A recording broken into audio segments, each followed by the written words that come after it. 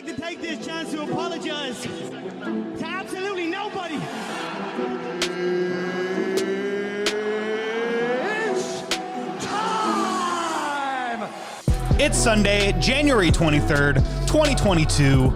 This is the Church of MMA podcast. My name is Tabor Cragen. My name is Mason Knight. This is episode 105, UFC 270 recap. Then after that, we jump into some MMA news. No preview show this week. The UFC is taking a week off. But before we do all that, Tabor, where do we begin? Social media accounts, Mason. Twitter, Facebook, Instagram.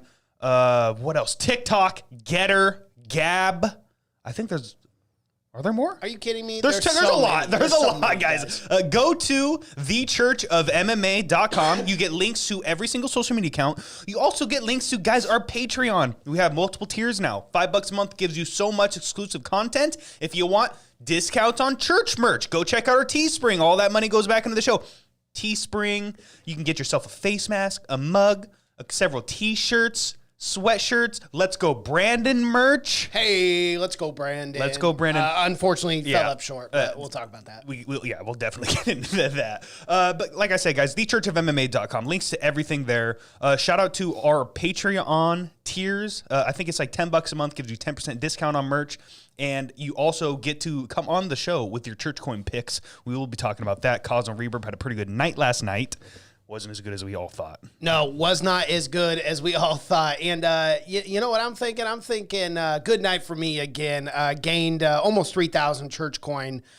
So I'm feeling good over here with a hefty lead. But you know what? The day is still young, whatever. We got till February 12th, so I'm not counting my eggs before they're hatched. You know? Yeah. And as always, guys, we appreciate the hell out of every single one. We are live right now on Twitch, Facebook, Twitter, YouTube, Rumble. I think that's it. We're everywhere, man. We're everywhere. We're constantly trying to do new things, get the grow the congregation of the church, and therefore that's why we're streaming on a lot of different platforms. Yeah, Devin, really quick, do you mind fixing Mason's camera for me? I don't. He's to the side, man. Every time I do that. You move, you fuck it up.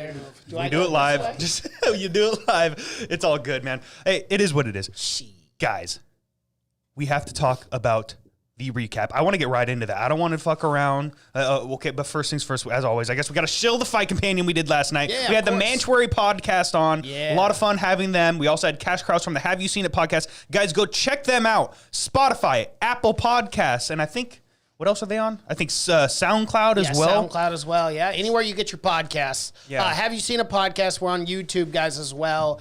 Go sub. We're getting real close to 13,000 subscribers on that channel. Only a couple away, so go smash that subscribe button. Absolutely, guys. Thank you so much for all the support so far. Cannot wait. Thank you so much for the super chatters last night. We had a lot of fun. We brought the wheel back out for the UFC 270. That was an absolute blast. I screwed myself pretty badly, I would say. I sent in a $5 super chat because I wanted Cash to spin. He was the only guy not to spin so far. He's very hesitant on spinning those wheels. I tell you, he doesn't like to spin it. And I was like, dude, you're spinning. You're fucking spinning. And of course, he hits the mini wheel. He hits the mini wheel. And I'm like, yes, $5 well spent. Pick someone else to spin the mini wheel. And I was like, fuck. I already knew he was going to pick me. Of course, picked me. I had to do a shoey. I played myself. Yeah, you played yourself. Yeah, you deserve that button right there, my guy. It does happen, but it's so funny because it could not happen to a better person than you. It's just so funny. You send it in, you wanted Cash to spin, and then the luckiest motherfucker, first off, he gets the mini wheel, and then he gets to choose someone else, and then basically you paid the podcast, you lose because YouTube gets 30%, and then you had to do a shoey, but it was a great night nonetheless. Thank you so much, all those super chatters. Cosmo Reverb, Dakota sending in multiple $20 super chats. Same with Cosmo Reverb. We had Cosmic send in a couple. We appreciate the hell out of you guys. All that money goes to the show. For Dave, but my half goes back to the show. Yeah, everything goes back to the show. 4K cameras coming soon, hopefully.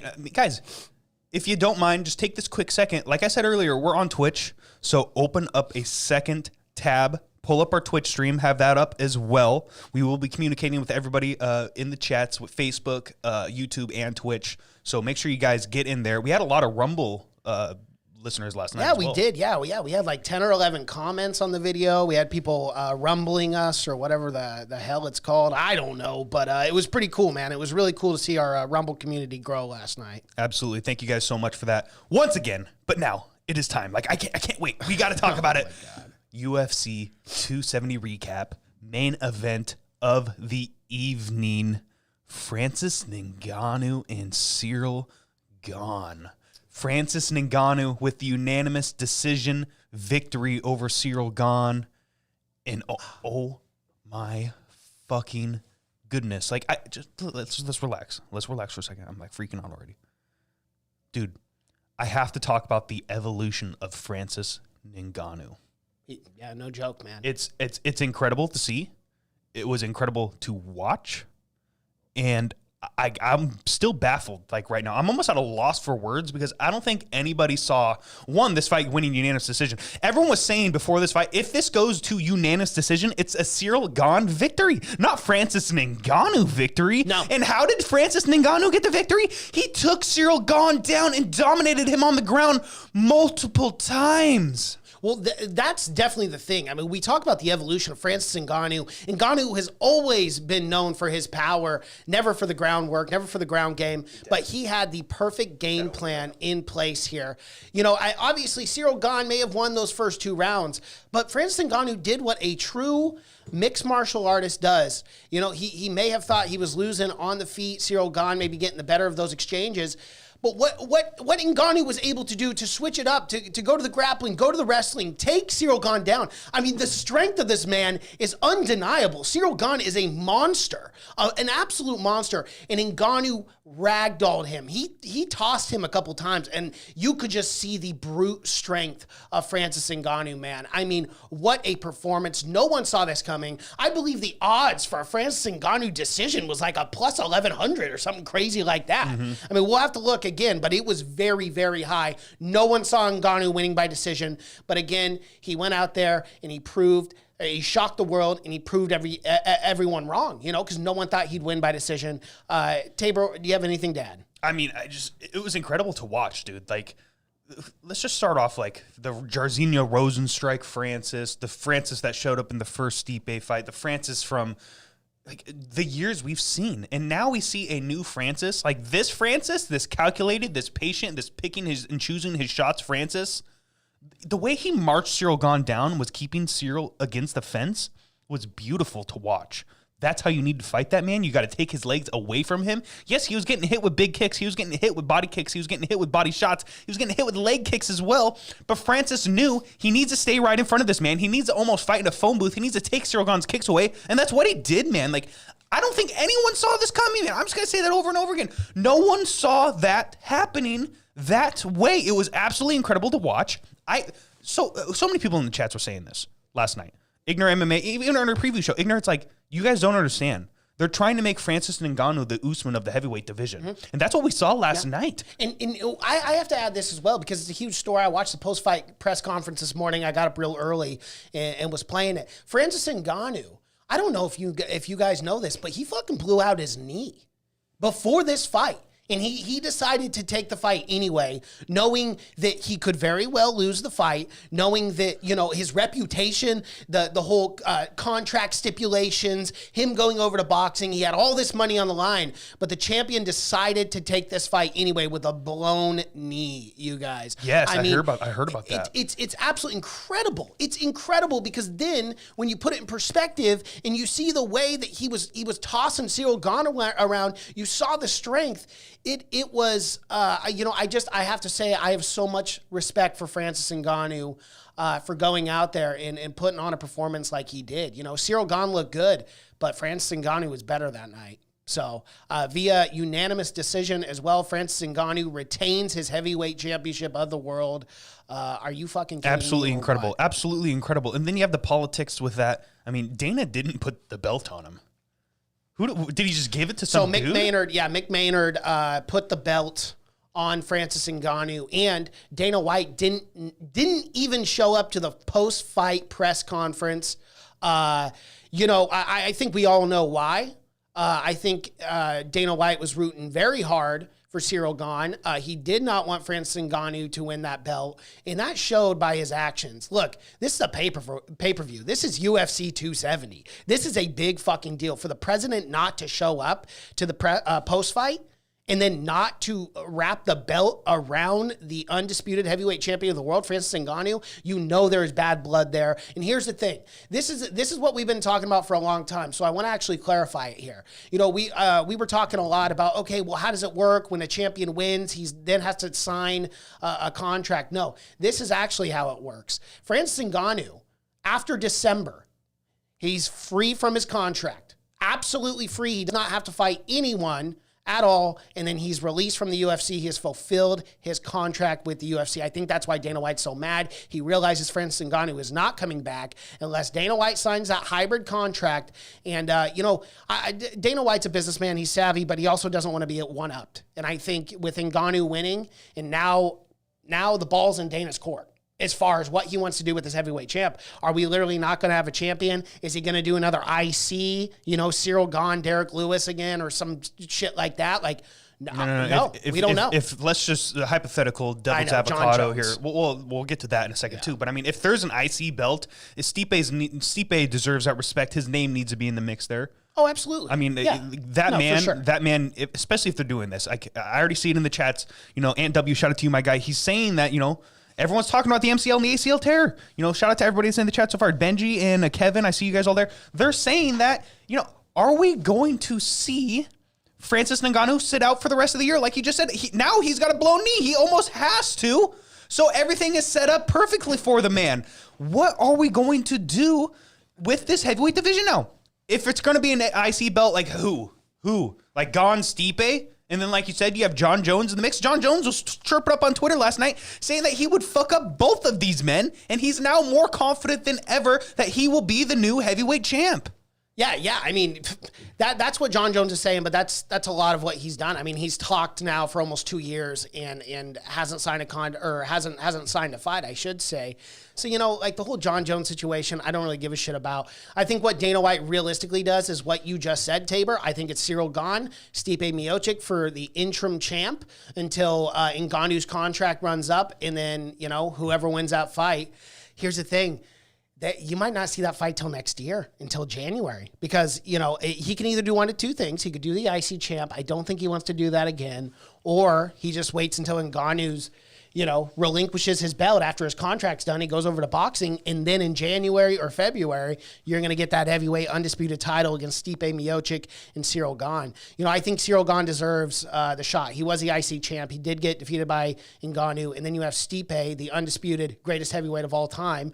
Ngannou could get there one day, but it's looking like that's not going to happen. Well, I'm just going to say it right now. If the best thing for Ngannou, like I know we're going to get into boxing and stuff like that, he needs to stay in the UFC. He needs to stay in MMA. The way he's evolved his game, now he's a wrestler. Like, play the Nate Diaz clip. Oh, you're a wrestler now. Yeah, you're a wrestler now. He can dominate anyone in this division. He already has. He's beaten the best of the best. This man could be heavyweight champion for years to come. He could be the greatest heavyweight the UFC has ever seen. The athleticism, the strength of this man, it's absolutely incredible. Like, but boxing, but money. I don't want to fight for $600,000 anymore. Did you watch the post-fight press conference? What was Ngannou saying, really? He was being very vague, and a lot of what he was saying in the post-fight conference. He was getting a little testy with reporters, too, who were asking him about Dana, why he didn't wrap the belt around him.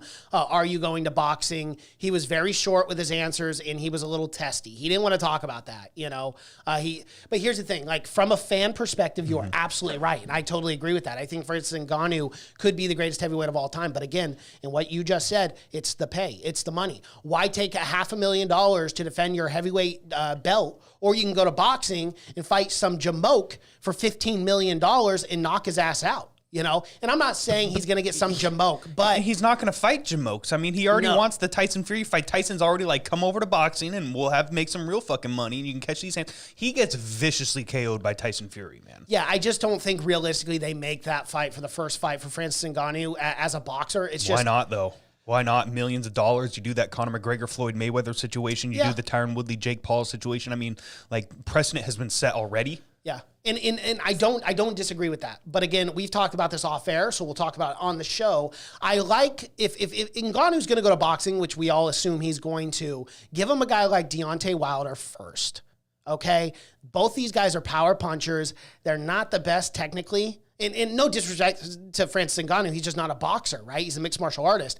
So if you let him get in a ring for the first time against Deontay Wilder, who's not the most technical boxer, the problem with Tyson Fury, and I love Francis Ngannou, Tyson Fury pieces him up, man. I mean, the reach, the quickness, the strength of Tyson Fury. The sweet science, man. Yeah, the head movement, everything all together. He could avoid that power, and I don't think Ngannou's got the speed. No, he doesn't. And that would be the biggest problem. So, like, for me as a fan, and for the continuation of Ngannou's career, I'm going to go watch him. I'm serious. Like, Ngannou is one of my favorite fighters. I'm going to go watch him in boxing. Like, I don't care what sport he's in. He's entertaining. He's got that Mike Tyson aspect to him, you know. But I would much rather have the Deontay Wilder. Let's see what he can do against a Wilder, and then the Tyson Fury. Because technically, like, in all seriousness, a lot of people would pay for that Deontay Wilder and Francis Ngannou. I mean, come on, man. We would pay for it. I would do a fight companion for that. And this is a fucking MMA channel. But I don't know. Fight, maybe. Well, I mean, I'll do it by myself. I'll do it by myself. I'll do it by myself. But, you know, but after that fight, you make a ton of money with Deontay Wilder. You know, Deontay Wilder's coming off that loss, Tyson Fury. That one makes sense. And then if you can get past Wilder, dude, give him Tyson Fury, and now you're making buco bucks, especially if he's able to get past Wilder, you know. I think that sets it up even more. Yeah, I love that matchup. And we already have people, Benji's in the chats. He agrees. I love that idea. Francis versus Wilder, power versus power. Yep. I love it. I love that fight. I think that's a way better matchup than a Tyson Fury, man, because Tyson Fury, 100%, he's the best boxer in the world right now. We all talked about that Anthony Joshua fight. Anthony Joshua lost his belt again to some other guy I've never even met. Now they're talking about him fighting that winner of that. Yeah. I don't know. There's so many politics and bullshit that going on with boxing right now. And now we got Francis Ngannou in the mix. Like, I'm just going to repeat myself over and over again, man. I want this man to stay in the UFC. I want him to stay in MMA. Dana, please, bro, just fucking pay this man. Just fucking pay this man so he stays. It would be a damn shame. And think about it from this perspective, too. It makes the UFC and it makes Dana White in particular look bad, man. Yeah, it's this really is a not bad a good look. Well, not only because of the politics and the pay and all this stuff. So the pay has been in the news week after fucking week lately.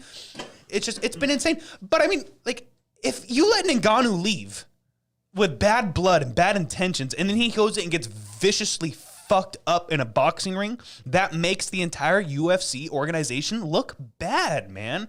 Like, you cannot be out here say these are the best fighters in the world, and then they move on to other sports and get fucked up, man. And you'll never see these guys come to the MMA. You'll never see these guys step foot in the cage. There's a reason why Tyson Fury's like, come over into my game, my guy. Come over into my realm. Come into my world. Because you know any of these guys gets in the ring, Francis fucks them up. He knocks them the fuck out with those little gloves, or he takes them down like we just saw with the Evolution and the Usman now. Like, pretty soon, we should be saying but Ngannou now. Yeah. But Ngannou. But now we're just going to be saying, well, what could have been?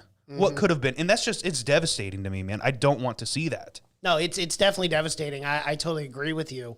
As far as a bad look for the UFC, though, I think more on the aspect, I don't disagree with you. You know, if Ngannou goes over there and gets pieced up, not a good look for the UFC. But what's not a good look for the UFC is, and again, I'm a Dana dick rider. I do love Dana White. I think he's a great businessman, a great president.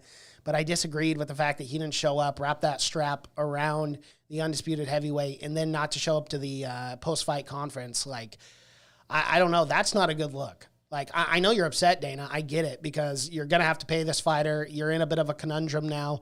But, dude, you got to – sometimes you just got to suck it up. You know, I mean, he lost. Like, Dana White lost, and he knew he lost, and he doesn't like to lose. So instead of showing up and taking that L, you know, because Ngannou retained his belt, he just said, well, fuck off. I'm just going to go home. And I just don't like that as a president. I would have really liked to hear. I would have liked to hear from the president, Dana White, like what he had to say about the Figgy Moreno 3, and are we going to get that fourth fight? You know, that's a question that is burning inside of me. And I'm telling you right now, I'm going to say the same thing that I said on the Fight Companion. Make it happen. Make it happen. That first fight, draw, basically.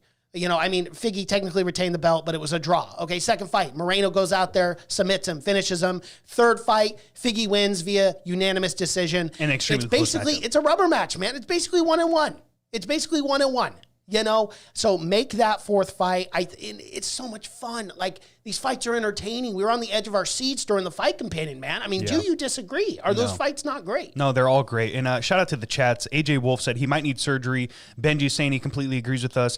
But I want to talk about this real quick. Ant W came in and said, if Francis was smart, he would sit out and leave, take the 15 to 20 mil to fight Fury. No matter what, he can always come back in MMA. Couture sued the UFC and came back multiple times. That's very true. But I mean, if he goes and gets paid in boxing 15, 20 mil, especially with as humble as this man is, he's not out there driving Ferraris and fucking buying Lambos and shit. Like, he's a very humble man. Goes back to Cameroon. He still works in the sand mines. Like this man won't ever have to come back. No. He might never fight again after that. And like, I get it. You made your money. Ride off into the sunset. Don't take that brain damage and stuff like that. Like, why keep putting your health on the line? But I mean, it just sucks, man. Like, it sucks for in a fan's perspective, because I want to see this man fight every single fucking weekend. If he needs surgery, I get it. He'll probably sit out the rest of the year. Who knows what's going to happen there? Well, and I think that added to Dana White's frustration. Because, obviously we know now that Ngannou's knees were blown out, MCL, ACL. So that's a full year recovery, especially for a big boy like Francis Ngannou. I mean, that's going to take a year to recover. So even if Francis Ngannou does get back in November, December, you still got those contract negotiations that are not going to go well with Dana. So, you guys, put this one on the old UFC Fight Pass. This may be the last time we ever see Francis Ngannou in an octagon. Absolutely. I hope not. I hope not too, man. I fucking love Ngannou, but it's a really good possibility. Yeah. Joseph Bilotti, shout out to you, my guy. Dana got rid of Cyborg for God's sake. Yeah. And now it's about to be an Ngannou. This could be the biggest, I don't want to say letdown in the UFC fans' perspective or something like that, but I mean, it just sucks. I don't know what to say, man. I'm a little depressed with this whole situation. But we've talked a lot about Ngannou, and I want to talk about this. Joseph also said in the chats, do you guys think Gane got exposed? No. I think Gane is one of the best Brazilian Jiu-Jitsu practitioners we've seen in the heavyweight division in a very long time. But when you have a man like Francis Ngannou laying on top of you, and to speak more of the evolution of Francis's game, that transition from bottom when he swept Gane. Yeah, he swept the leg and got right on top. I was like, what? Extremely technical there from a man who we never even knew he had a ground game like this. This man got exposed by Stipe years before. And we're like, he'll never be a grappler. He'll never be a wrestler. He's a one-punch knockout artist. He's a one-trick pony, but he silenced it all. Bro, don't leave MMA, bro. Gane is good. He won those first 2 rounds, in my opinion. The first round was pretty close. They were trading back and forth a little bit. Very conservative from both men. They were respecting each other's power, as you need to with the heavyweight division, But Gane was up 2-0. And then Francis dominated on the ground those last 2 rounds. Obviously got the big victory there. But, I mean, it's crazy, man. Gane, to speak on him, because we haven't touched on him nearly at all, this man is still, in my opinion, the second best heavyweight in the entire world. I think Gane beats them all. I think Gane probably beats Jon Jones. I think Gane beats Stipe. Gane beats Derek Lewis. We've seen it. He'll beat him again, too. He'll beat every single person in this heavyweight division. He could be, if Francis walks away and leaves, Gane could be the champ forever, man. I mean, I don't think he got exposed. I just think he got outclassed by a better fighter, man. And that's what Francis has become. He's become the best heavyweight we've seen in a very long time. 100% agree with all that. And I also agree with the fact that he didn't necessarily get exposed. Gane did a good job. He got back up to his feet a couple times. I mean, we have to give him props. Yep. Ngannou's a very strong man. Ngannou did toss him around a couple times. But, and that's the thing, too. A true testament to both these fighters. You could tell in those championship rounds, they were both very tired. But they got it done. Guys, if you're watching right now, please be sure to smash that like button, guys. It really does help. We got 10 people watching on YouTube, but only 2 likes. So let's come on, guys. Smash that like button. Let's get those likes up. And if you haven't already, share it on your social media accounts as well. That helps us out so much. Real quick, Ant W, if Francis was smart, I read that one. Going into last night's fight, I gave Jon maybe a 10% chance of beating either guy. After last night, I gave him a 70% chance of beating Gane and a 50% chance with Francis. Let's talk about Jon Jones, because that's going to be the biggest talking point. He was talking shit on Twitter. He says he'd smoke both of these guys. Do they make the Jon Jones fight for the belt next? We really have 2 hypotheticals here. Yeah, Francis is gone, and they do an undisputed vacant heavyweight championship belt with either Jon Jones Stipe or Jon Jones Gane. Yep. How do you like Jon's in this heavyweight division? Let's almost have two situations. How do you like Jon in this heavyweight division without Francis? And how do you like Jon in this heavyweight division with Francis? Well, I tell you right now, I like Jon a lot better with Ngannou in the picture. That's the heavyweight fight to make. And then what you could do, which, guys, this isn't going to happen. Ngannou's gone. He's not fighting in the UFC. I hope he is. But you're doing Ngannou Jones, hypothetically. And then what you do for the number one contender? Stipe Miocic, Ciryl Gane, both coming off losses to Francis Ngannou, the undisputed heavyweight champion. The winner of that takes on the winner of Ngannou Jones. It would set up this heavyweight division perfectly, and it would be huge for the sport, guys. Huge for the UFC. If we could get Ngannou to stay here, you get the Jones fight, and then you get Ciryl Gane and Stipe Miocic. Are you kidding me or what? Please, the MMA gods, be on the side of Francis Ngannou here. I really, really hope he stays in the UFC because he's a phenomenal, evolutionized mixed martial artist, and I just love watching this man fight. Yeah, I love those matchups. I love everyone. Now, Ngannou's gone. Yeah, okay. So Ngannou's gone. So what's the matchups? So I think, man, see, that makes it a lot. Now we're in a conundrum. Because it's either Stipe Jones or Gane Jones, or right? Gane Jones. Yeah. I would almost have to give, with all due respect to Stipe, undisputed greatest heavyweight of all time, all due respect to him. But he hasn't fought since that last Ngannou fight. And he said yes to Jon Jones already. He wants that fight. He would totally be down. But is Jon Jones going to take that fight? If the belt's on the line, probably yes. If the belt's on the line, yes. I almost think Gane deserves it more. Am I crazy for saying that? I almost think you should do a Gane and Jon Jones with, and you guys know I'm a huge Stipe dick rider. Yeah, but it hurts me to say that. But I almost think Gane deserves it more. This is an alternate universe. This is so weird where I'm the one defending Stipe Miocic and you're the one saying Gane deserves it more. Let me tell you why Stipe Miocic deserves it more. He was the undisputed heavyweight champion of the world. He's had multiple title defenses. You know, Ciryl Gane was interim champ, but then lost to the champ. I think if anyone is more deserving of a heavyweight shot against Jon Jones, if Francis Ngannou leaves, is Stipe Miocic. He absolutely has to get that shot for multiple reasons. One, multiple defending champion. And then number two, he already agreed like 6 to 8 months ago to take on Jon Jones. That man is deserving of the heavyweight shot. So give me, if I am the matchmaker, this is what I do. Give me, Jon Jones, Stipe Miocic for the undisputed heavyweight champion of the world if Francis Ngannou is no longer with us. Okay. I'll actually be upset. I'll be upset if it's Ciryl Gane and Jon Jones. I think realistically, that's the way Dana goes because Dana wants Ciryl Gane to be champ. He probably wants Jon Jones to lose that fight too. But I think Stipe is much more deserving. Yeah. Okay. Guys, let us know in the chats, what do you guys want to see in the heavyweight matchups there? Like, what do you guys see happening in the future? Who do you want to see fight for this vacant title if Ngannou's gone? And Africa Showcase, Naji, shout out to you. This is the first time I've seen your name in the chats. He said Jon Jones is a bum. And he also means, what do you mean Francis is gone? So dude, Francis' contract is over, man. Yeah, his contract is over in December. He blew out his knee, so he's probably not going to fight for the rest of this year. So that's what it is. Ngannou's going to sit on his contract, and then he's released from the UFC in December with his the contract being finalized.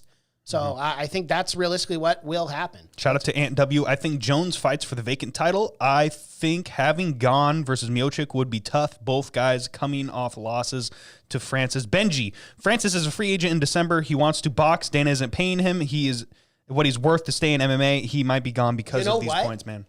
That's a good point to bring up I didn't even think about. This is what you do. Because realistically, Dana White knows Ngannou's probably not going to sign with the UFC. So what do? That he makes a really good point. Both those guys coming off a loss. So here we go. Bada bing, bada boom. You go Ciryl Gane, right? Stipe Miocic for the number one contender. The winner of that takes on Jon Jones. Look, I understand the whole Jon Jones thing. Why does Jon get an immediate title shot? Because that's the only way it's going to work. Yeah. Jon Jones has never lost a fight. No, the 12-6 elbow. Hey, that was a loss. All right, that whatever. Was a disqualification. It was a disqualification, but he was beating the living piss out of Hamill, bro. I felt bad for that man. I was praying for him watching that fight live. But so Jon Jones will get that title shot, but you got to do Gane and Miocic for the number one contender. And you could do that International Fight Week. And then in December, if the contract negotiations don't go well with Ngannou, you throw Jon Jones in there as a replacement for whoever wins that Gane-Stipe fight. Yeah, shout out to K-Files. He absolutely agrees with you there. He says Gane versus Miocic, whoever wins takes on Jones. Yep. So even before we move on to the next fight, Dana White even said last night, like, he doesn't see Jon Jones fighting for the title next. Like, he doesn't see those negotiations going anywhere. Like, once again, if they're not going to pay Francis $1 million a fight, they're going to pay Jon. I mean, they already offered him what, like $5 or $6 million for the fight? Yeah. And he's like, no, I want 15. And they're like, not happening, bro. It just sucks, man. Like, this whole heavyweight division right now, I feel like it's almost in the bantamweight division like situation we have going on with Petr Yan and Aljamain Sterling. Like, we're gonna be in limbo here for a while, which it really sucks, man. And that's super unfortunate. Yeah, it is what it is. It is what it is. Absolutely. Let's move on to Church Coin picks for this. I was all in on Gane, and I lost 5,000 Church Coin essentially. My month is up. My defense did not go well. I'm pulling a Brandon Moreno, and I'm losing my first title defense. It's not going good, guys. The belt is lost. The belt is fucking lost. Did we bring that up? And no, I don't have it. And no, it's not. I don't have it in my house. I'm not hiding it. I'm not trying to not give it away. It's gone, guys. It should have been here this week. If it was here, I'd be having it around my fucking shoulder right now. Yep. Well, that's the thing, and it is what it is. Honestly, for you, Tabor, I want that to happen. I want the belt to show up before February 12th, so you can hand it to me personally, because your ass is getting fucking smoked by this guy. No, but in all seriousness, Tabor is the Church Coin champ. I really do, Tabor. I'm very sorry. Like, I really wish it was here for you so you could enjoy that, having the strap on your shoulder and stuff. But if it does even show up February 5th or 12th, like, I want you to at least enjoy that moment and have that strap on you. Oh, dude, we're doing a full-blown photo shoot for the Instagram with me. Absolutely. I'm going to dress like a WWE superstar. I'm going to Photoshop you in, like, an octagon. It's going to be great. So, for me, I put 2,000 Church Coin on Ngannou. I got a nice little return there at a plus 130. I got 2,600 Church Coin, so that's a good start for me. Yeah, Cosmo was all in on Francis, and he got a nice return of 5,692 Church Coin. Shout out to you, Cosmo. I know you're not here in the chats right now. We started a little bit early. He might still be out cold because he stayed up to like 7 a.m. his time to watch the fights and call in and all that. Shout out to everybody that called in after the Fight Companion last night as well. But Mason, it's time to move on to the co-main event of the evening. Wow. Brandon Moreno and Davison Figueiredo for the undisputed flyweight championship of the world. This was a fucking classic, I want to say. An absolute instant classic. This was the first fight all over again. But, I mean, it was almost more competitive than the first fight, I would say. There wasn't an illegal shot, so we had no points taken. But a lot of people in the chats thought that Moreno won the fight. Some people were pretty biased last night. There was a huge crowd, even in Anaheim. They were, that was a massively pro Moreno crowd last night. Oh, absolutely. They were freaking out, and they hated the decision. The crowd was not happy when they gave the belt to Figgy. Me personally, like, that fight was a toss-up. I don't know who won that fight. Like, I haven't rewatched it. I need to, because I feel like I'm doing it a disservice just watching that fight one time because of how tightly contested those rounds were. I mean, I thought it was 2-2 going into the fifth. And I even thought maybe Figgy did do enough in that fifth round to win it, but it was so close. It was so tightly contested. Some of those rounds were just toss-ups. Like, either man could have won. A lot of people were saying that should have been a split decision, but it was a unanimous Figueiredo victory. Like, did you agree with the decision? First off, like, that has to be the first question. Yeah, so, I mean, as far as the decision goes, I do actually agree. I think Figgy did edge that fight out. But, guys, it was so close. It was not a robbery. I think the one thing I'm surprised with, and I do think Figgy won, so I thought the right assessment was made by all three judges. So it's weird that I'm saying this. But it was just such a close fight that I really thought when we went to the judges' scorecards, just because judges don't know what the fuck they're doing, I really thought it was going to be a split. And then when I heard unanimous decision, I go, oh my God, they gave it to Moreno. I said that live on the Fight Companion. I go, they gave it to Moreno. And then they said Davison Figueiredo. But man, this is one of my, I got to be honest, man. With the flyweight division, it doesn't have a lot of hype around its name. You know, not a lot of people talk about it, but this is an absolute one of my favorite matchups in UFC. Period. Like, it is. It's asterisk this, because I could watch these two. Like, these are the two best flyweights in the world right now. Like, the very best ones in the world. Like, all due respect to Askar Askarov, all due respect to Kaikar France and Pantoja and all those guys. Eventually, they'll get their shot. I don't know what's going to happen here, but I want the fourth fight. I want the fucking fourth that's fight. all I want. That's all I want right now. I could watch these men fight 6 times. Yeah. And like, I know that's so weird because it was actually the first time in UFC history that a trilogy fight went back to back to back.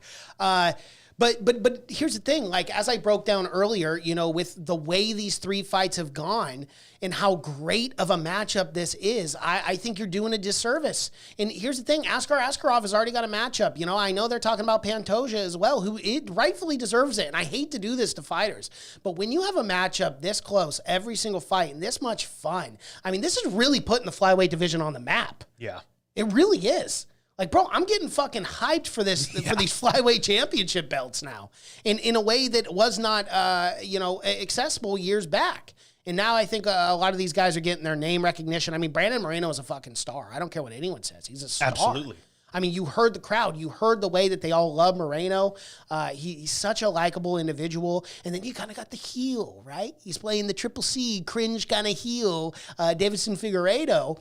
But it works, man. I don't know. Everything about this is just fantastic. In the post-fight, I guess they were saying something about it was Figgy saying he was open to a 4th fight in Mexico against Moreno. I think I'm getting that right in the post-fight. But nonetheless, like, I love it. Sign me up for that, dude.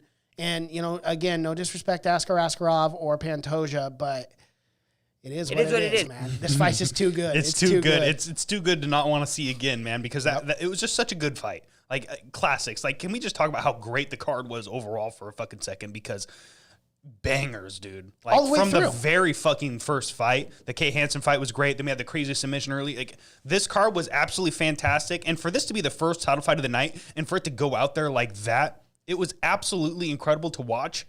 I love these 2 men. Like, I just love these guys. I want to see them fight 100 million times. Like, why not? Like, I just keep them fighting each other. I will pay buco bucks for it. I would pay money just to watch that fight over again. Like, let's be 100% real. And NW already said it. A 4th fight in Mexico will be huge. Like you said, man, is that what they do? Like, do they take that to Mexico, or do they try a Brazil card, Rio de Janeiro with Figgy? I mean, yeah, you could also do the Brazil card. I believe there is a Brazil card coming up in April. I don't think these guys took a tremendous amount of damage. I think the suspensions might be 90 days at most. I mean, maybe I'm crazy. They went 5 hard rounds, right? But, man, I sure would love to see that. I believe Charles Oliveira is defending his belt in Brazil. Am I getting that wrong? I don't think anything's official. It's not official yet, but they're talking about an April timeframe against Justin Gaethje. And if they do make that happen, you could very well do. And I think right now, Figgy just won the belt. I think he deserves it more than Moreno to go to his home country. But I definitely love that. Either way, Brazil, Mexico, sign me up for the 4th. Absolutely. And I sure would have loved to hear what Dana White had to say if that fight was going to happen. But, he kabootsed right out of the frickin' arena, which is unfortunate. Yeah. It is what it is. Yeah, I'm just very excited for this flyweight division, man. Like, how many years has it been since we've actually said, I'm just very excited for this flyweight division? Like, these 2 men have given this division a resurgence. I know. That's what I'm saying, man. They put it on the map. And I got mad respect for both these fighters. It's just, it's a tremendous division, and I just cannot wait for the future. Yeah, Ant W said Glover is fighting Jiri in Brazil. So, okay. Well, we're definitely going to be talking about that, too. Oh, my God, yeah. MMA News cannot wait for that. Yeah, Figgy, Moreno 4. Just do it. Yep. Mainline it right into my veins. I'll be extremely happy. I love me some Brandon Moreno. I was freaking out last night with the "Let's Go Brandon" chants. I absolutely love this man. He's got a great story. He's a huge nerd. I identify with him a lot. Figgy's a great champion as well. So, I mean, I really wouldn't be shocked if these 2 men, every time they fight, they just swap the belt back and forth. I know. It's just, instead of wife swap, it's belt swap, That's my favorite category on Pornhub. I'm just joking. All righty. I believe that's cuckold porn. We won't get into that, guys. All right. So, I put 500. I actually, on the live fight companion, I switched my bet from Moreno to Figgy. Guys, as I said before, Figueiredo looked great on that scale. He looked cut, in shape, and the biggest thing, and I think this was a sign for me, when he got on that scale, it did not read 125 and a half. It did not read 125. It read 124, and he looked tremendous. He looked cut. He looked fit. He looked focused and ready to go for this matchup, for this trilogy. And I looked at that, and I go, Figgy's taking this very serious. That's huge because, like you said, the last weight cut really fucking affected him bad. Yep. He looked like death on that scale for the last fight. Then Brandon Moreno went and finished him, I believe, in the 3rd round. So, Yeah, the weight cut could have been the huge difference, man. How much longer does this man keep making weight at 125 pounds, or do we see him move up and maybe fight at Petr Yan or at Aljamain Sterling one day? No, I don't think you do it till business is settled. I don't think you do it until business is settled, and there's some business to be settled with Brandon Moreno. You got to get that fourth fight in. I think that's the best way to go. Got to be honest. Absolutely. All right, so I'm going to go on to my pick. I put 500 church coin on Let's Go Brandon. Lost that one. Cosmo Reverb also had 1,500 church coin on Let's Go Brandon, and he lost that one as well. Let's move on to the next fight. I believe it is Michel Pereira and Andre Falcio. This was a banger, bro. This yes, Andre Falcio guy to make his UFC debut against Michel Pereira. And I saw the chat earlier, guys, when you were talking about Michel. Are we finally going to see him fight a legit contender? And that's what I want to see, dude. Like, with a win like that over a guy who was on a 4-fight knockout streak, like Falcio was. And if they're going to give, there was a lot of people making their debut on this card, and they showed out.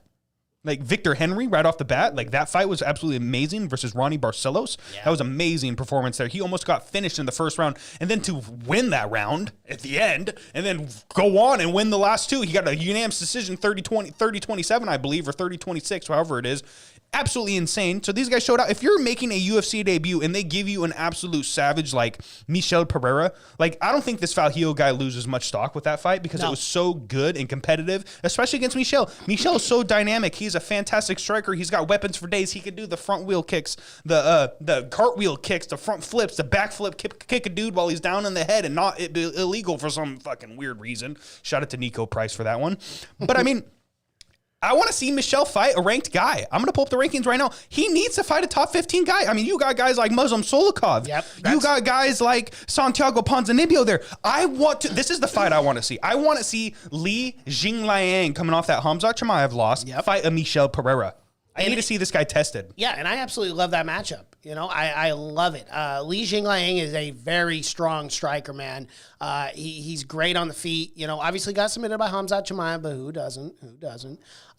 You know, and then obviously with Michel Pereira now, he is on a 4-fight win streak against really impressive people. Chaos Williams, Nico Price, and now Andre Falcio. I mean, yeah, it was his UFC debut, but this man's on a win streak. He deserves a top 15 guy. I love that matchup. Let's do Li Jingliang.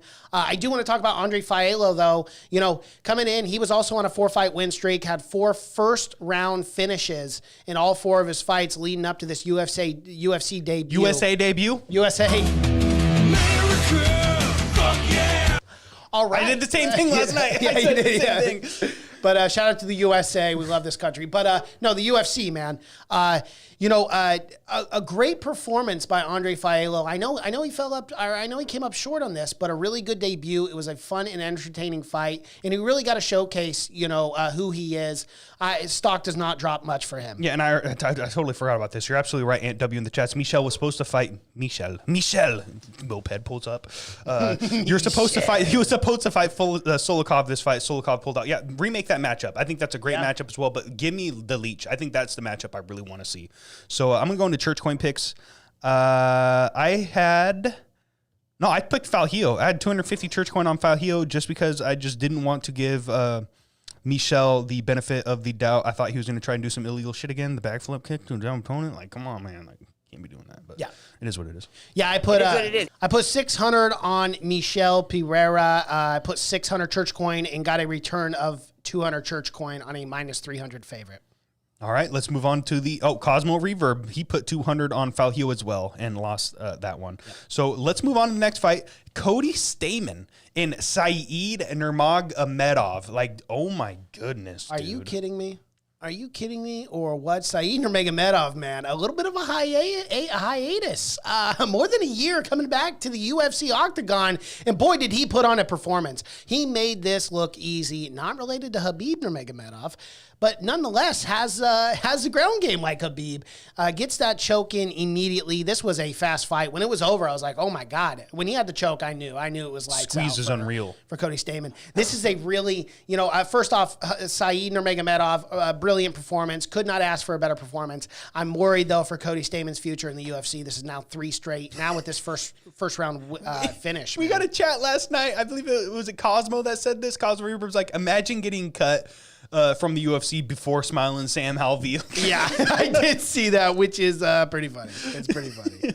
The shots are fired. Africa Showcase Nod, you shot it to my guy. I need those glasses, so shout out to your glasses. Oh, shout out to the glasses. Yeah, he man. wears them I'll every send you a single link. episode. Yeah, Saeed Nurmagomedov, guy's a fucking savage. Like, the dude's just a fucking savage. To submit a man like Cody Stamann that fast, who is a top 15 guy. Like, where is Cody Stamann in the rankings? Oh, he's not in there, he's not actually. a top 15 anymore after his 2 losses. His last loss to Merab Dvalishvili. But now Saeed Nurmagomedov, he needs to be in the rankings. He's got to be somewhere. top 15. Even if that is 15, he can take old Rafael Alonso's spot. And he wants, guess who he wants to fight next? A Sugar Sean O'Malley.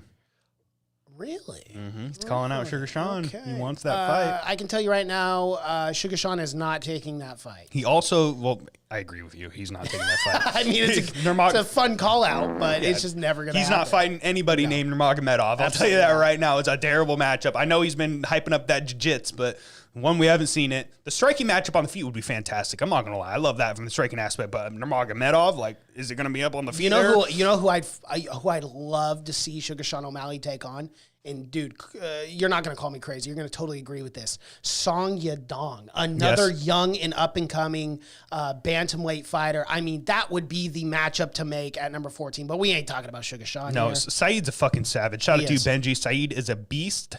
He absolutely is. He also called out Marlon Cheeto Vera. I like that matchup as well. I like that matchup. Cheeto was actually in the crowd for UFC 270, so a very good call out too. Mm-hmm. As far as like knowing where you're at. I like that. I think that might be a bit of a jump. Marlon Vera is number 8, but I do love a Rafael Assunção. You could do Song Yadong if Saeed wants to take on, or if, I don't know if Frankie Edgar retired or not, if he's still going to fight, but number 11, Frankie, I think that'd be a different Frankie. I know, but it'd be different stylistically for Frankie at least. I mean, Frankie has fought strikers as the last couple fights and has not gone well. Has not gone well. So let's give him the most savage ground guy in the division.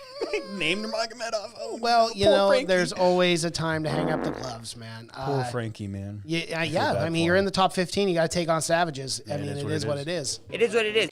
Yeah, let's move on to Church Coin picks. I put 250 Church Coin on Nurmagomedov. His last name's Nurmagomedov, man. I know he's not related to Khabib, but I mean, you got a last name like Nurmagomedov and you're Russian. You got that Dagestani beard. I'm going to take you every single fucking time. Like, it is a new era right now in the UFC. Yeah. We are seeing Russians and Chechens and Dagestanis come out of essentially nowhere. Like these last 5-6 years, like, it's been all Russians and Dagestanis, man. Yeah. Like, this is a new era for Russia at MMA.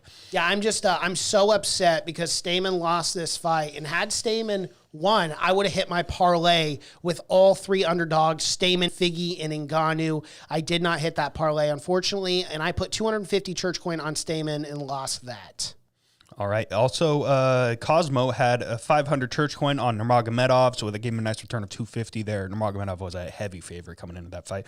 Let's move on to the first fight to open up the main card. Michael Morales, or is it Michelle? No, it's Michael Morales. Michael Morales versus Trevin Giles. Oh my goodness, this was a banger. Yes, and then Morales got hurt, and then Giles got hurt, and then Morales just pounded Giles into the fucking mat. Oh, my God. Shout out to Mike Beltran. Those were beautiful stoppages he had on the night.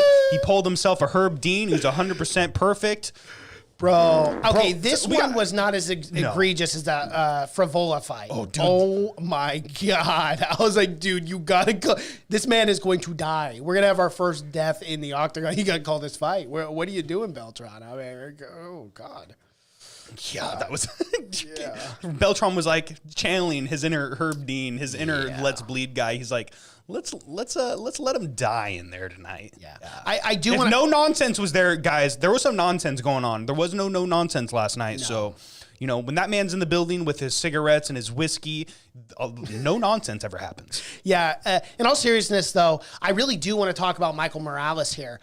This kid is a bright up-and-comer. He should have been a who the fuck is that guy? We probably should have put him as who the fuck is that guy? Now he's 13-0. This kid is 21 years old, born June 24th of 2000. Isn't that so weird to hear that? Like, this kid was born in 2000. Very impressive wins. Obviously, Dana White Contender Series. He got that win. And then, boom, Trevin Giles gets the first round finish. This kid, put an asterisk by his name because I think he's the real deal, man. Absolutely. I'm totally cool with him fighting anyone in that division right now. I like me some Michael Morales. I want to see this guy really tested. I'm not saying give him a ranked guy right now. Not a ranked guy yet. Not a ranked guy. I would like to see. This was his UFC debut, wasn't it? Yes, it was. So I mean, shout out to him. I mean, the guy's a fucking complete savage, and to go out there and do that to a man like Trevin Giles. So much respect to him. On such a big stage, too. I mean, think about this, guys. Think about when you were 21 years old. Like, you're a 21-year-old kid, basically, just able to drink alcohol. And now you are on a pay-per-view opening up UFC 270, and you go out there and put a performance on like that? That's bonkers. I mean, hats off to this guy. He's a real deal, man. I'm very excited about Michael Morales and his future. Absolutely. Before we move on to MMA news, Devin, how did your picks go last night? Like, did you do well with your Church Coin Patreon picks? He did not bet 10,000 Church Coin, which everyone's got to bet 10,000. He bet like 4,000 altogether. So, well, I mean, do you have to use all 10,000 at once? Well, yeah, because it resets every week. So you just pick a winner every week. So what I'm going to do is I'm probably going to break down the rules even better. But yeah. Well, Devin, you got any words of defense there, real quick?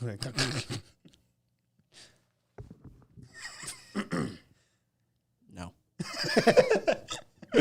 All right, you guys know what that means now. MMA news time, Mason. MMA news. Let's do it. Smash that like button. Subscribe to the channel, guys. You know the deal. As always, we start at the top. UFC 274 has a main event. I believe this is the Brazil card, like Aunt W was saying. Jiří Procházka and Glover Teixeira for Glover's first title defense in Brazil. Oh my goodness. It's official. We all knew this was the fight to make. Everyone knew that this was going to happen eventually. I'm glad it's official now. It is announced. It is ready. Both these men are training. How excited are you for this matchup, one? And two, what round does Jiří Procházka finish Glover Teixeira? the absolute disrespect. I cannot deal with that. You know, here's the thing. I've counted Glover out so many times. You look at a guy like Jiří and you go, yeah, he'll knock out Glover, no problem. But you know what? We thought the same thing with Thiago Santos. We thought the same thing with Anthony Lionheart Smith. We thought the same thing with the undisputed, reigning, defending light heavyweight champion Jan Blachowicz. But Glover defeated all of them. So you know what, guys? Don't be joking around. Don't be thinking that this fight's going to be an easy one for Jiří Procházka. Glover Teixeira had one of the greatest stories in UFC history, winning a belt in his 40s. I mean, in the era that we're in right now, when it's so hard to do that in such a very talented division, and he went out there and defeated all of them. It's absolutely fucking tremendous. So I'm more than excited. Jiří Procházka deserves this shot. He's so much fun to watch.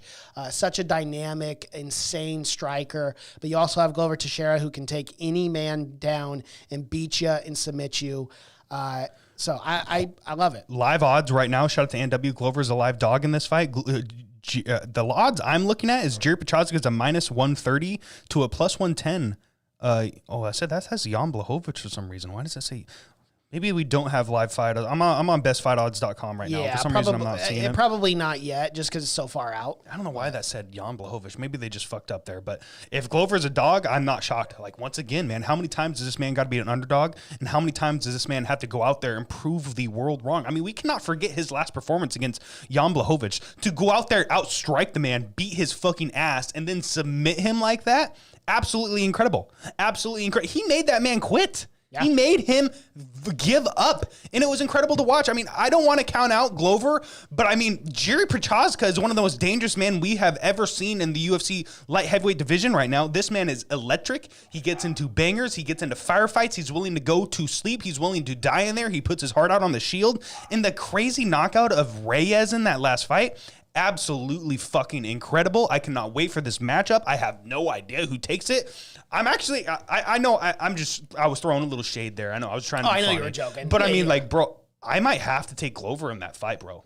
I haven't seen Jiří's ground game tested like this because if Glover goes out there, lands a couple nice shots, gets the takedown, and just starts smashing Jiří, can Jiří get back up? That's the biggest question right now, in my opinion. You know what? Here's the thing, too. As if you are not putting respect on Glover Teixeira now, and he goes out there and he takes down Jerry Prochazka and beats him and pummels him into the ground and then submits him, everyone on planet Earth, I don't care where you come from, where you are, everyone has to put legitimate respect on his name. Yeah.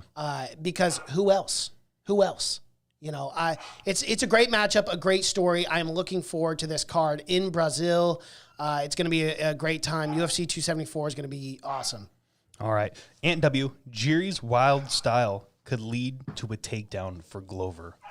I absolutely agree with that. Don't worry about the dog. I don't think the listeners can hear it. Okay, sorry guys. I got the a dog's puppy. barking in the background. It's a puppy. It's a baby. It's all good. They couldn't hear it last time he was doing that, so let's just ignore it.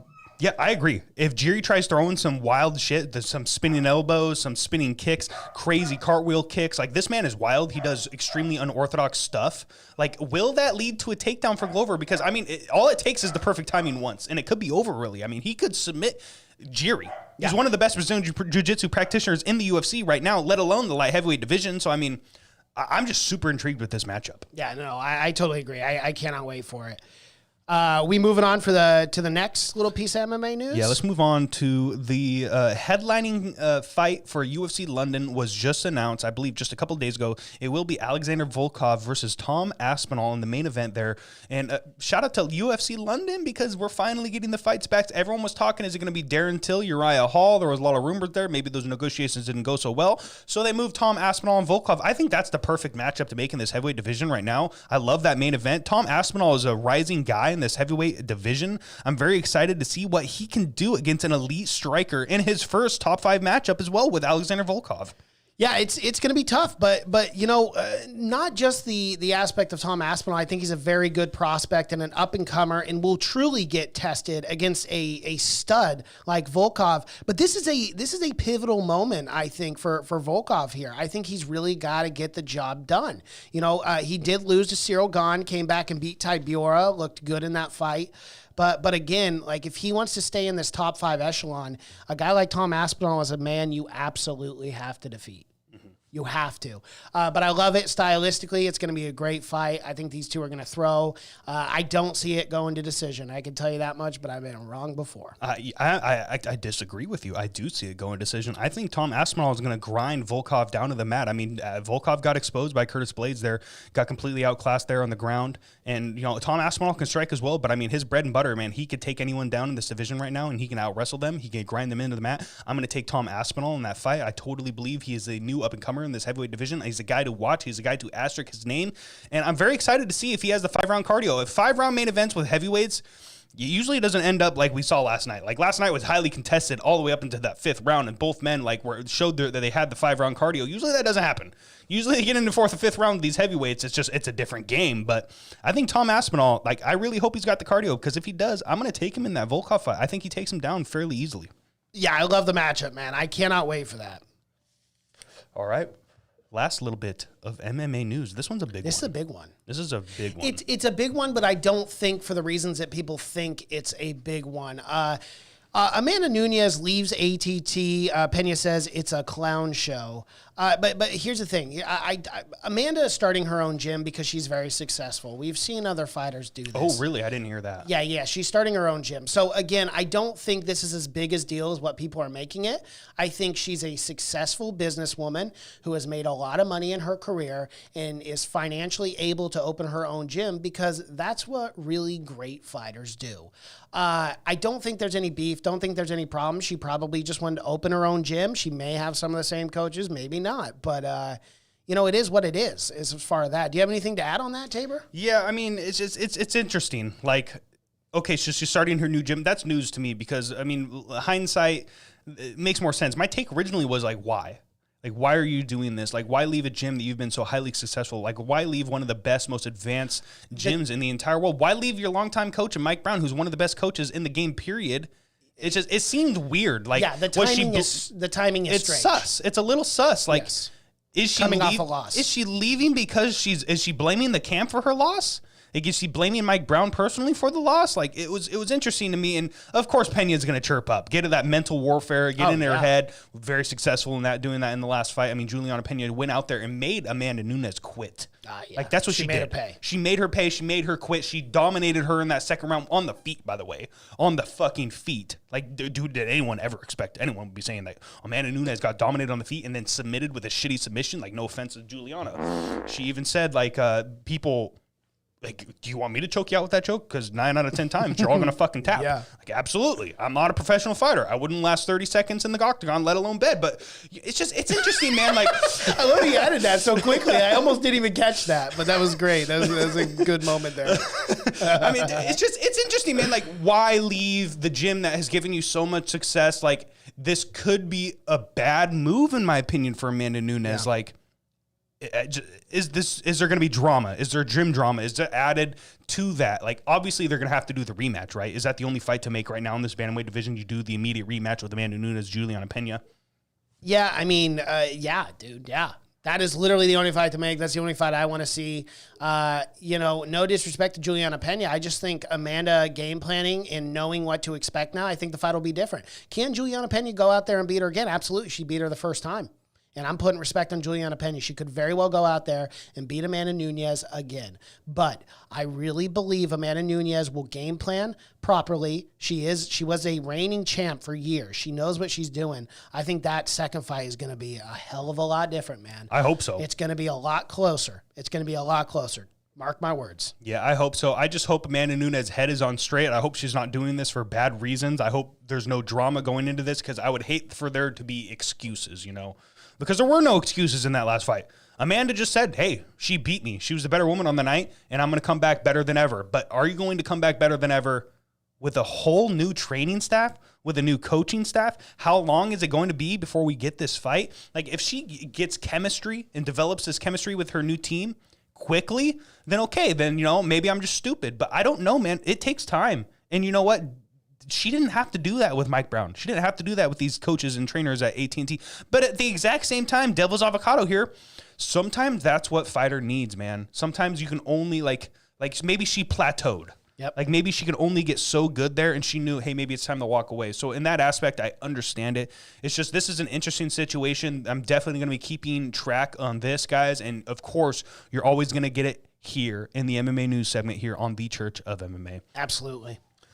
Another great one, Mason. Another one, man. I wish there was a preview show for us to break down, but there are no fights this next weekend. However, after this weekend, there is a fight card, either a fight night or a pay-per-view, all the way through March, guys. So we will not be having any more breaks for the next couple months. So I'm very much looking forward to it. I am very bummed there's no fight card this week, but we will take the week off. We'll be here in studio. We'll still do an episode for the preview show and all that, but no fights to watch. But then after that, we're off to the races, guys. We have Hermanson and Strickland February 5th, and then we have UFC 271, Ciryl Adesanya versus Robert Whittaker 2, headlining that pay-per-view. So looking forward to this coming month. Cannot fucking wait for the future.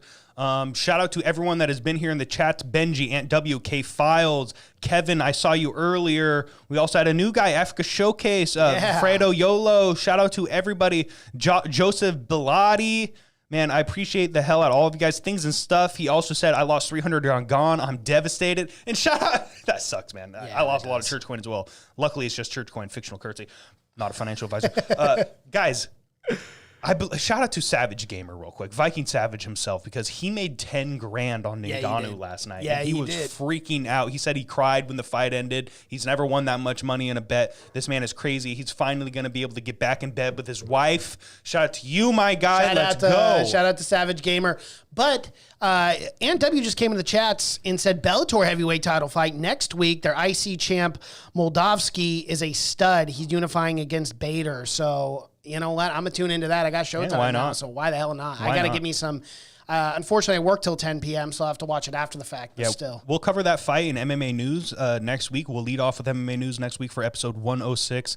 Like I said, guys, thank you so much for showing up. Shout out to Twitch Gang. Shout out to everybody that showed up last night for the Fight Companion on Facebook. We had a lot of interactions there. I believe we got like 4,000 views on Facebook last night. Yeah, we had 4.3 thousand people who watched our live stream just on Facebook, so that was that was huge, you know. And then with YouTube, we were on Twitch, we were on Twitter, we're on all of these different platforms. Rumble as well. Yeah, we had a good viewing on Rumble as well. A lot of engagement there.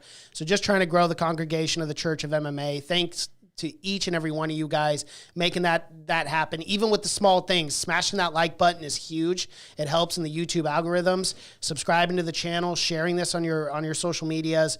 Every little bit helps. Yeah, and guys, if you don't have to spend money on stuff like I'm going to show the Patreon in a minute. If you guys don't want to spend money, that's fine. You don't have to go buy merch. You don't have to join the Patreon. But guys, just sharing the podcast on your social media platforms, like go to the live stream that's up. Right, we're going to end it here in a second. Go to the live stream, share it on your Facebook, man. Like that helps so much. Jerry, he didn't show up last night. Shout out to you, Jerry. Last weekend during our Fight Companion for the Cater Chikadze fight, he shared that Fight Companion live on his Facebook. Yeah, he did. And we instantly jumped up in viewers, man. Stuff like that helps out so much, guys. So if you haven't already, make sure you smash the like button on every single platform. Also, make sure you go follow us on Getter. Guys, we're getting a lot of traction on Getter. It is a new social media platform. Yeah. They say they're all free speech and stuff like that. We'll see what happens here in the future. We're getting a lot like better feedback there than like Twitter. We're still active on Twitter as well, so go follow us there. And we're like one of the only Getter MMA accounts too. We have almost 1,000 followers on that already. So really, yeah, dude, we're almost up to 800. Hundreds like fast. Like really, we'll really probably fast. hit it in the next couple days. Shout out to everyone that followed there. We had some people show up on Rumble as well that were from Getter. We had someone in the chats last night on YouTube that they said they were from Getter, dude.